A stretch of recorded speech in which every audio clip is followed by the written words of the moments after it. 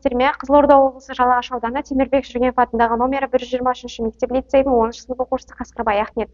Менің отаныма менің бастамам республикалық шығармашылық жобалар байқауының менің отбасым сабақтастық құндылықтары мен мағыналар номинациясы бойынша отбасы құндылығы ұлт болашағы деген тақырыпта жобамды ұсынғалы отырмын. Жобаның мақсаты ата-ана және бала арасындағы қарым-қатынастың өзара ықпалын нығайту, отбасының киелі қасиеттерге ие болу сыры, отбасы тәлімінің мән туралы түсініктерді қалыптастыру. Негізгі бөлім баланың жеке тұлғасының дара қасиеттерін қалыптастыруда отбасы үлкен мүмкіндіктерге ие. Зерттеу бөлімі тәрбие жұмысының табысты болуының басты кепілі мектеп пен ата-аналар арасындағы ынтымақтастық қарым-қатынаста.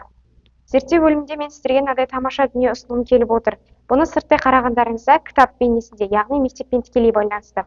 Кітапты ашқан кезімізде киіз үйдің сұлбасын көреміз, яғни бұл отбасымен тікелей байланысты.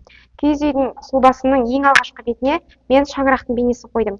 Ең алғашқы бетіне неліктен шаңырақты қойдым? Себебі қазақта шаңырақ сөзі өте киелі ұғым болып саналады. Шаңырағың шайқалмасын, шаңырағың биік болсын деген сөздерді бекерден бекер айтпаған. Шаңырақты ашқан кезде отбасының суретін көреміз, яғни бұл менің отбасым, ыстық жанұям, өмірімдегі баға жетпес асыл қазыналым, байлықтарым десем де артық етпес. Әрбір отбасының өзіндік ішкі ережелері болады. Дәл сол секілді біздің де отбасының ішкі ережелері болады. Оны осы макеттің жақтауларына орнатқан болатынбыз. Бұл жобаны жасамас бұрын әр нәрсенің өзіндік жоспары болатынын еске ала отыра, бұл жобаға 9 айға жоспар құрған болатынмын. Мысалға, қыркүйек айын мейірім айы, қазан айын жаңғыру айы деген сияқты түрлі айларға бөліп алған болатынмын. Менің айларымның өзі құндылықтарға толы. Неліктен қыркүйек айын мейірім айы деп атадым? Себебі менің өзімнің туған күнім және де өзімнен кейінгі 3 бауырымның туған күні осы мейірім айына, яғни қыркүйек айына тікелей қатысты. Тосын сыйлар көп болады, жақсы тілектер көп болады, сондықтан да бұл қыркүйек айын мен мейірім айы деп атаған болатынмын. Бұл жерде мен анаммен түскен суретті көріп тұрсыздар, яғни ана көрген тон пішер демекші. Анам жұмысымен қатар қосымша табыс көзі ретінде тапсырыс қабылдайды. Оны мен өзім анамнан үйреніп, өзімнің өмірлік тәжірибе ретінде қолданып, осылай дастарханға қоюға көмектесемін. Әке асқар тауым. Яғни бұл жерде мен әкеммен кітап оқу сәтінен бір әкенің тәрбиесін 100 мектепте бере алмайды дей отыра, мен әкеммен бірге кітап оқуды жоспарға енгізген болатынмын. Бауыр деген бір әлем. Мен үйімнің үлкенімін. Өзімнен кейінгі 3 бауырыма өзімнен ақыл кеңесімді, яғни үлкен әжемнен, әкемнен, анамнан алған ақыл кеңестерімді өзімнен кейінгі 3 бауырыма айтып отырамын. Ұстаз ұлы тұлға. Ұстаз ұстаз емес, өз шәкірт үшін күймесе, шәкірт шәкірт емес, өз ұстасын сүймесе деген Жүсіпбек Аймауытов атамыздың сөзімен бастағым келіп отыр.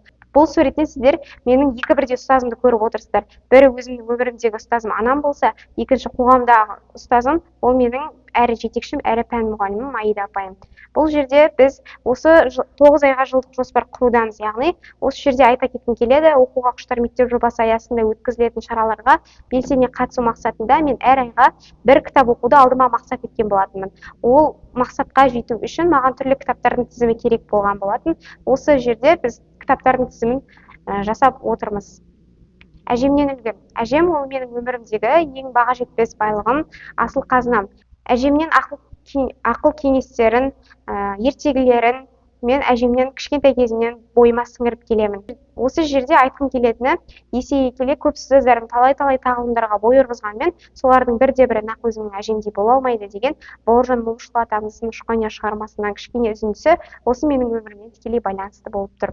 Ана бір қолымен бесікті, екінші қолымен әлемді тербетеді дей отыра, мен бұл жерге анамның суретін қойған болатынмын. Бұл менің жобамның мақсаты сіздерге анамды насихаттап мақтау емес. Менің мақсатым бұл жерде анамнан алған үлгі тәрбиені сіздерге насихаттау болып табылады.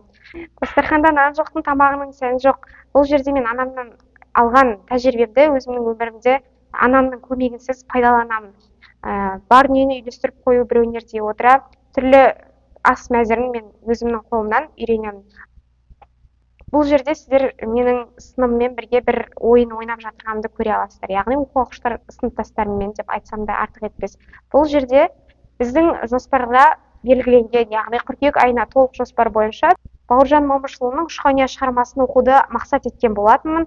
Оны тек қана оқып қана қоймай, қазіргі таңда жастар арасында кең ауқымды, яғни UNO картасын 2-ның бірі ойнайды. Оның орнына осындай карта ұсынғалы отырмын. Яғни бұны шығарманы оқисыз, толығымен оқып болғаннан кейін екі адам арасында осылай ойын болады. Осылай таратып, екі адам арасында немесе көпшіліктің арасында ойнауға болады. Сұрақ: шығармадағы аталған жазаның үлкенін атаңыз. Қасқалау деген сияқты, яғни сұрағы, жауабы, сұрағы, мына жақтан жауабы деген сияқты осы ойынды ұсынғым келіп отыр. Бұл ойынды мен екі адам арасында емес, сынып бойынша, яғни өзімнің сыныбыммен бірге ойнаған болатынмын.